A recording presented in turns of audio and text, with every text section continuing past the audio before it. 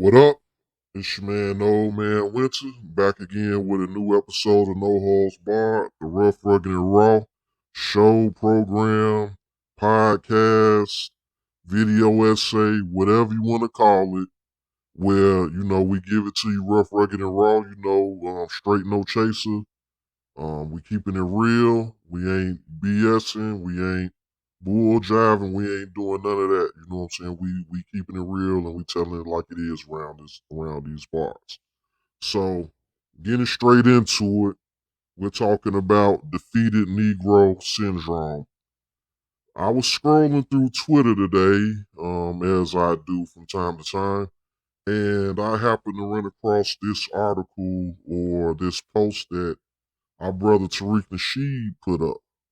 And I'm not gonna even waste too much time because we definitely gonna go in on this after we play this thing right here. But I just found this interesting. And as you can see by the thumbnail and the art or whatever, this is the individual who's the subject of our video for today. So without further ado, fair use, we're gonna get into this after I play this little excerpt. Please, wherever you feel comfortable. How you doing? Good to see you.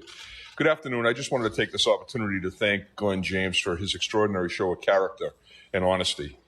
The facts of this event are as follows. At about 5:44 p.m. on Saturday, September 14th, officers patrolling the area of South Bay Mall at 8 Allstate Road in Dorchester were flagged down by our friend here, Mr. James, in front of TJ Maxx. Mr. James stated to officers he found a black backpack that contained a large sum of money and personal identification papers. The officers took custody of the backpack and its contents. Officers inventoried the property from District 6. The bag contained over $2,000 in American currency and over $39,000 in American Express travelers checks. At about 6:47 p.m., officers were contacted by an employee of the South Bay Mall. The owner of the bag informed the staff that he lost his backpack containing a large sum of money. The officers were able to return the backpack to the South Bay Mall and transported the owner to District C6, where he was positively identified as the rightful owner and the property was returned to him. I just want to thank Mr. James for what he did, for calling the police and letting us know that the property was in his possession. And it really is a remarkable tribute to him and his honesty to do this. So thank you very much, Mr. James. Thanks, James. So as you heard, this gentleman, when I first seen this, I wasn't even paying too much attention, but I'm like, please don't let this guy, I didn't notice at first. I'm like, please don't let this be, it's a black guy. Oh, God, dog.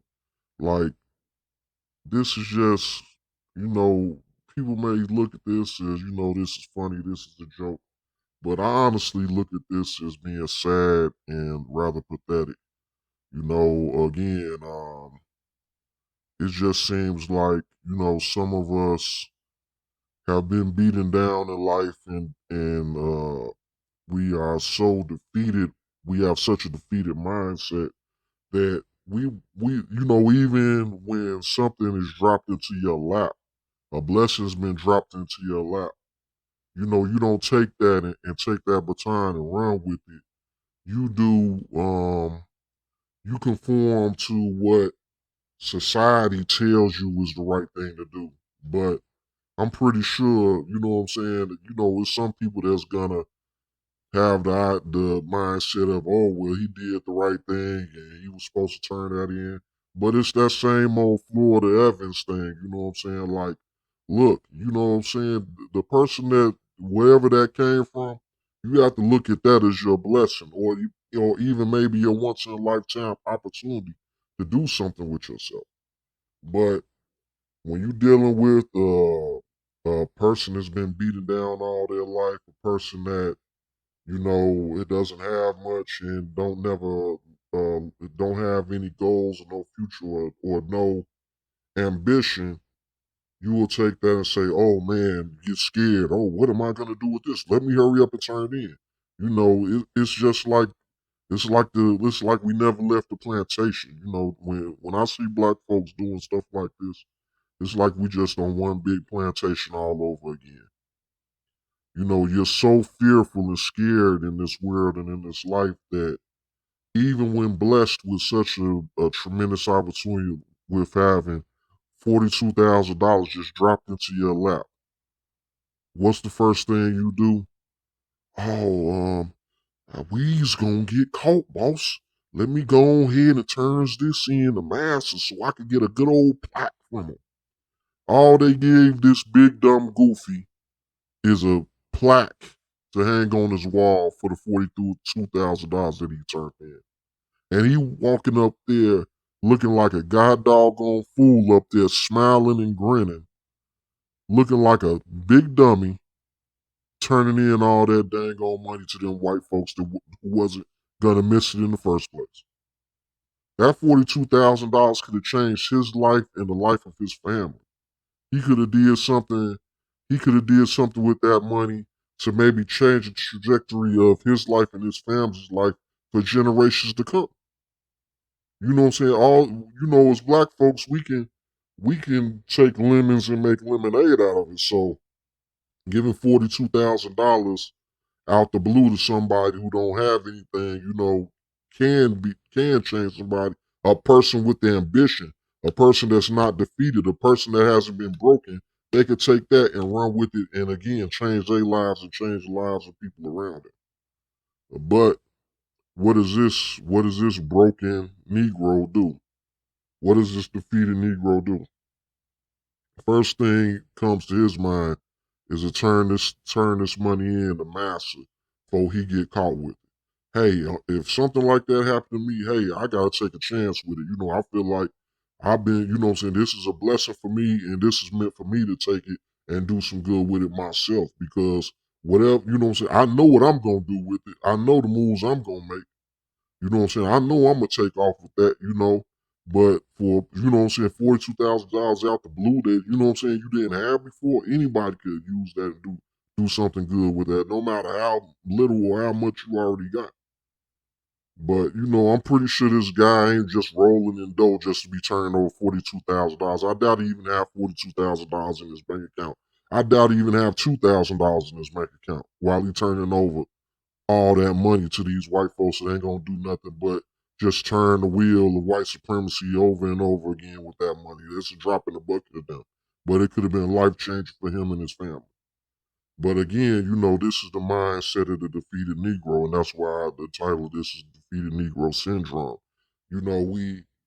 We've had it, and some of us is just since the days of slavery, we've been beaten down and we've never had a turn for, what I'm saying? We've never had a good turn in life to where even when they hand you the, pass you the rock, you sit there and act like you don't know what to do with it. You know what I'm saying? Instead of taking it, dribbling down the court and scoring the game winning shot, you sit there like stand there with the ball in your hand like a deer caught in headlights. And we have to get off of this thing of having this defeated house Negro downtrodden, beaten down mindset to where we don't even try anymore.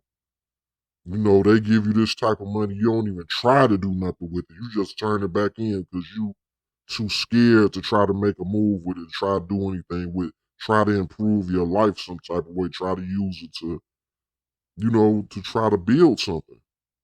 You don't want to build anything. All you're going to do is just, they pass you the rock, you pass the rock right back to the white supremacists and let them take that game winning shot. Instead of you sitting up there being a man, you know what I'm saying, and standing up and you trying to do something on your own. Again, when slavery was over, all you think all the slaves want to leave the plantation? No. Some of them slaves begged to stay on master's plantation. They feared going out into the real world and having to fend for themselves. Having to, make decisions on their own, having to be their own man, having to be their own woman. And this is what I see when I see a grown, old Negro who gets that type of opportunity. And the first thing he does is call the police and tell them, hurry up and come get this money out my hands, master. Come on, get this money, boss. I don't know what's to do with it. All I'm want is you to give me a plaque and have a press conference and put me on the news with me sitting there smiling, looking like a big dummy. So I'm not even gonna, shake all night speaking on this. I just, what I'm saying, when I seen this right here, I just had to say something about it. I had to speak on this topic because I just found it, so disheartening and heartbreaking to see this old defeated Negro out here turning over that type of money, that type of life changing money, for what? What did you accomplish? A press conference, a pat on the back from some white folks, and them going about business as usual and handing you a little funky little plaque for you to put up on your wall. They didn't say nothing about giving you a little reward money, nothing. All they did was give you a little funky little plaque for you being a good Negro turning over that $42,000 back to the white supremacists. But let me know what you guys think. You all might have a different opinion. Hit me up in the comments if you disagree or agree or whatever.